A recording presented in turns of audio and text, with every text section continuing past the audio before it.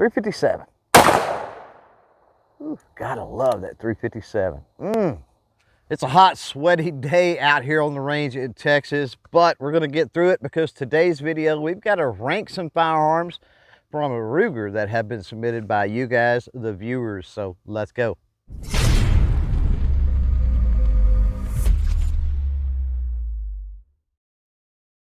What's up, crew? It's Chris with CloverTac. Welcome back to the channel. And yeah, today we're going to rank some Ruger firearms that you guys have submitted through the YouTube community tab, through the Cloverfield Facebook group, as well as the Instagram at CloverTac. So thanks for all the submissions. Now keep in mind as we move forward, these are my opinions based on my experiences. And so if you do feel the need to argue where I rank any of these firearms, well, you can always jump down in the comments below and let me know what you think. Let the hate flow through you. Just keep it civil because after all, we're just having a little fun. Now I've got a random spinner here. That's how I'm gonna choose what order we rank these in. And to kick things off, we got the Ruger LCR. Now, I did put the Ruger LCR and LCRX series of revolvers in the same category. There was a lot of love for these. What are my thoughts? Well, initially, my thoughts are, I don't care for them.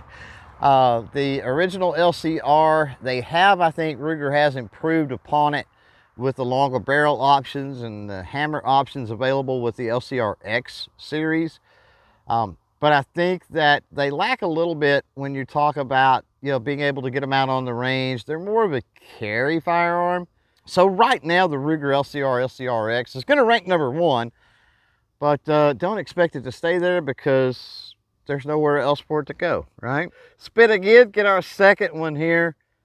And number 2 is going to be the Ruger M77. Now the 77 series Ruger, so I have an example right here, is a pretty iconic bolt action rifle.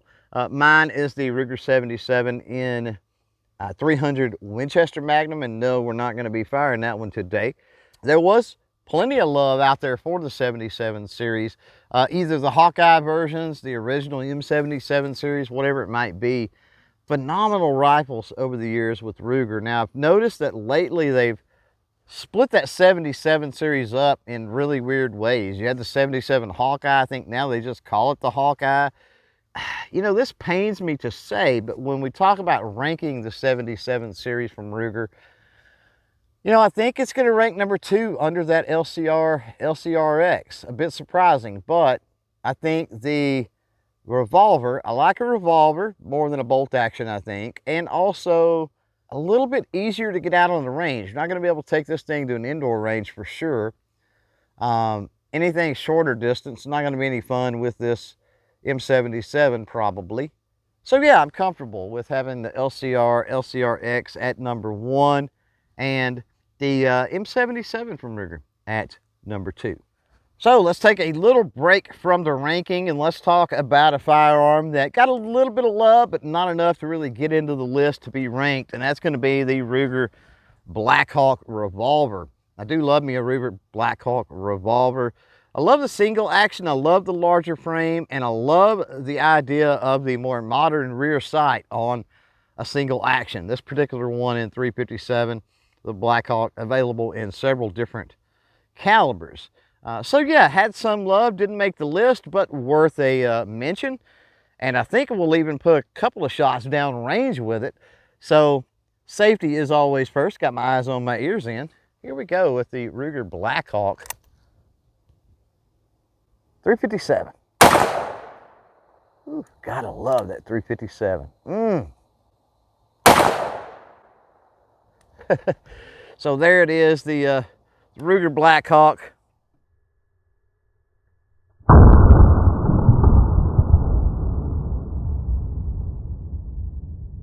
Now let's spin the wheel. Let's see our next one here from the list that you guys picked. And we've got one here that's old school, the Ruger P series. A lot of the newer people watching the channel may not even be familiar with this series, but These handguns, single action, double action, and were absolute tanks. Not the prettiest thing in the world, but you got to realize they're from back in the day. What? The 80s and the 90s. Solid handguns, accurate. They're tanks. I got really not a whole lot bad to say about the Ruger P series, and I think a lot of the folks that are regulars of this channel would agree. The Ruger P series, phenomenal handguns. I do have an example here. This is the Ruger P90 DC. DC meaning it has the decocker, and they come in a variety of different finishes. Now, my very first, not my very first, one of my very first handguns was a Ruger P89. Still have it. That's the 9mm. This is the P90, which is the 45. And this thing really handles that 45 cartridge really well. So let's put a couple downrange with it. I'll show you how well it handles that 45 cartridge. Trigger not the best, but I mean, for a honking 45 ACP, it really tames it down.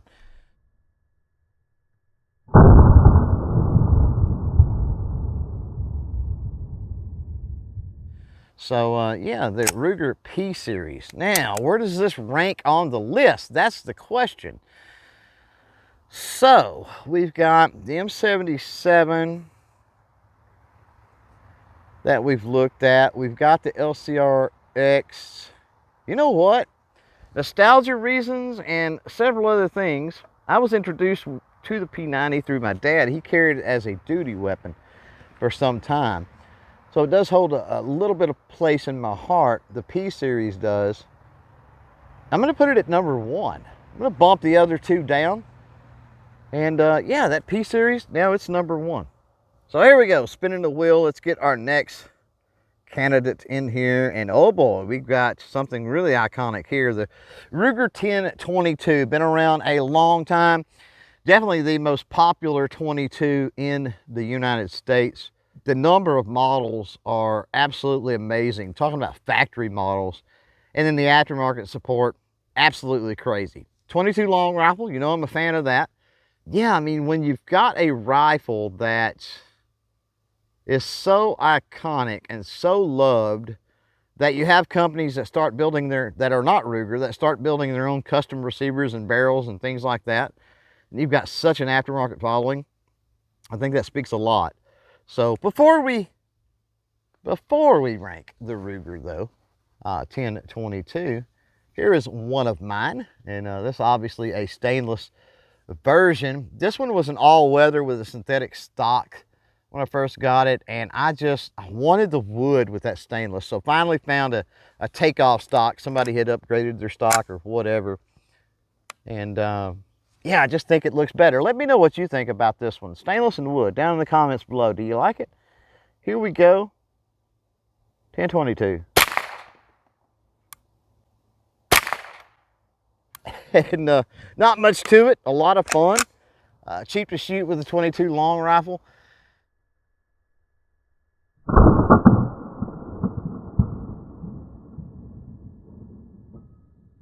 You don't think everybody's going to agree with me out there? I think you are on this one. 1022 takes the number 1 spot. We're going to bump everything down. And yeah, 1022, number 1, without a doubt. Let's take another break and talk about another firearm here from Ruger that got a little love in all of those comments out there. And I wanted to talk about it, give it an honorable mention because it's an amazing rifle, and that is the Ruger Mini 14. Also, you've got the ranch versions of these. They come in several varieties. There was also the Mini 14 is the 223. The 7.6239 would be the Mini 30, but looks almost identical. And a lot of people were exposed to these through the A-Team. And I've got to say, that's not really where I seen them in the A-Team. I never give them much thought. But in the mid-'80s, the Texas State Troopers, they switched from the Winchester 94s, I believe, over to the Mini 14. And that's where I kind of got some exposure with the Mini 14. And I love it. I mean, it's just an amazing rifle. Let's put a few downrange, at least a couple downrange. Not a fan of the safety in the trigger guard, but it is what it is. Here we go. Great shooting rifle. Steadies really easily. Those ghost ring sights are great. Gotta love it. Gotta love it. So yeah, there's the Mini 14 right there.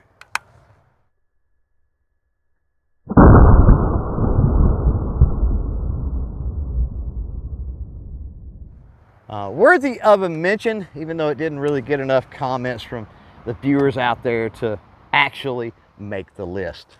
And next up, we have the Ruger PC carbine. Now, like the LCR-LCRX, I did lump the PC carbine and the PC charger in the same category here. Now, I also did the same with the 1022, the 22 charger. Those that mentioned that, since it's the same action, really the only difference is the barrel length, I kind of lumped those together. So yeah, PC charger, PC carbine. This is where I'm probably going to get the most hate. I'm not a huge fan. There has become quite a bit of aftermarket availability on things for it, which I think makes it better.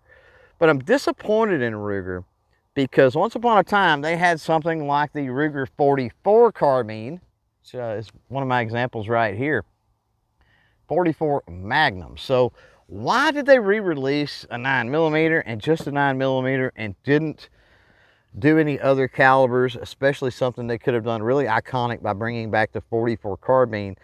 And so that stings a little bit for me on a personal level. Where does it fall in the list so far? That's gonna be a good one. So I think it definitely falls above the M77. That's more of a, got to use it on an outside range with some kind of distance. I think it probably gets above the, what am I thinking? I think it gets above the LCR-LCRX.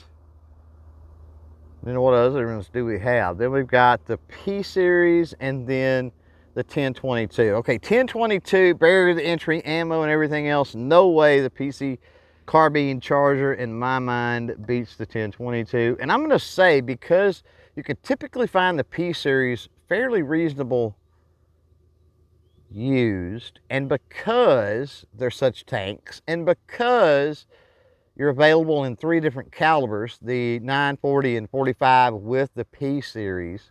Let me know down below if you know of another caliber, but those 3 for sure. Got more caliber options. A little bit easier to carry if you wanted to do that. A little bit easier to transport. I think I'm gonna put the PC charger, PC carbine, that one is gonna rank in at number 3 right now. So we got number 3 on that. And then the final is the GP100 revolver. Now this is a revolver again. You know I love me a revolver. A lot of options in the GP100 as far as barrel length goes, as far as caliber goes. I like to see that. I've got some pretty extensive experience with the 22 in the GP100. I'm not a big fan of the grips, and I'm not a big fan of how some of them have a fully shrouded barrel and some of them have a partially shrouded barrel. Not a big fan of that, but given the right model, man, very nice revolvers. A lot of fun to get out on the range and shoot for sure. And so, where am I going to rank that? Where can I put that? I think I'm going to say, it doesn't hold the sentimental value of the P series, but I think it being a revolver, for me, it's going to be a little bit better than the PC carbine charger. So I think it's gonna take that number 3 spot. I think the GP100 for me is going to take that number 3 spot. That'll bump everything else down. And yeah, I think I'm comfortable with that. So there you go, crew, to round out the list. Hopefully I can remember this as I'm sweating to death out here. But we've got in the number 1 spot as far as my ranking, the 1022. I don't think anybody's going to disagree with that. Number 2 spot, probably some disagreement. In the P series, number 3 spot will be the GP100. The 4 spot is the PC carbine charger. Number 5 spot, the LCR-LCRX. And coming in number 6, I think we'll go with that Ruger M77. Now keep in mind, all of these firearms that we looked at today, phenomenal firearms. Ruger cranks out good stuff. It's just the way it is. So even though your favorite may have ranked lower on my list, that really doesn't mean anything. Again, this is all for fun. If you want to check out other videos with some Ruger stuff, well, I've got you some of those links right over here. As for this one though, we are done. So thanks for hanging out, thanks for watching, and until next time, don't forget to chain fire freedom.